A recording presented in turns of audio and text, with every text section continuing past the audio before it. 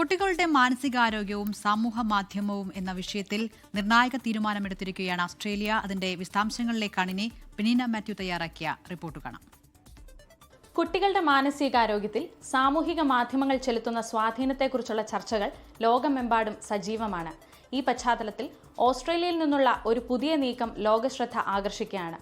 16 വയസ്സിൽ താഴെയുള്ളവർക്ക് സാമൂഹിക മാധ്യമങ്ങൾ നിരോധിച്ചുകൊണ്ടുള്ള നിയമം ഓസ്ട്രേലിയ നടപ്പാക്കി കഴിഞ്ഞു.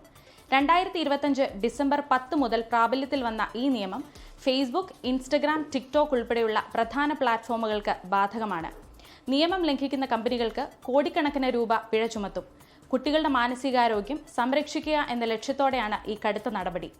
ഇങ്ങനെയൊരു തീരുമാനത്തിലേക്ക് ഓസ്ട്രേലിയയെ നയിച്ച പ്രധാന കാരണം കുട്ടികളുടെ മാനസികാരോഗ്യത്തെക്കുറിച്ചുള്ള പഠന റിപ്പോർട്ടുകളാണ്. പുതിയ ചില പഠനങ്ങൾ വെളിപ്പെടുത്തുന്നത് സാമൂഹിക മാധ്യമങ്ങൾ ഒരു നാണയത്തിന്റെ 2 വശങ്ങൾ പോലെയാണ് കുട്ടികളെ സ്വാധീനിക്കുന്നത് എന്നാണ്. സജീവമായ ഓൺലൈൻ ഇടപെടലുകൾ, അതായത് സുഹൃത്തുക്കളുമായി ബന്ധപ്പെടുകയോ നല്ല കാര്യങ്ങൾ പങ്കുവയ്ക്കുകയോ ചെയ്യുന്നത് കുട്ടികളിൽ ആത്മവിശ്വാസം വർദ്ധിപ്പിക്കാനും സന്തോഷം നൽകാനും സഹായകമാകും. പ്രത്യേകിച്ച് സാമൂഹിക ബന്ധങ്ങളിൽ പിന്നോട്ട് നിൽക്കുന്നവർക്ക് ഇത് വലിയൊരു പിന്തുണയായി മാറിയേക്കാം.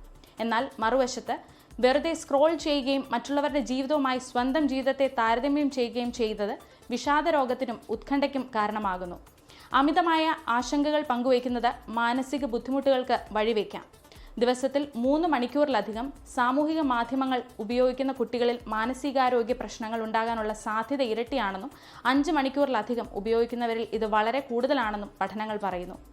ചെറുപ്പത്തിൽ സോഷ്യൽ മീഡിയ ഉപയോഗിക്കുന്ന സമയം കൂടുന്നത് പിന്നീട് വിഷാദരോഗ ലക്ഷണങ്ങൾ വർദ്ധിപ്പിക്കുമെന്ന പഠനം ചൂണ്ടിക്കാട്ടുന്നു.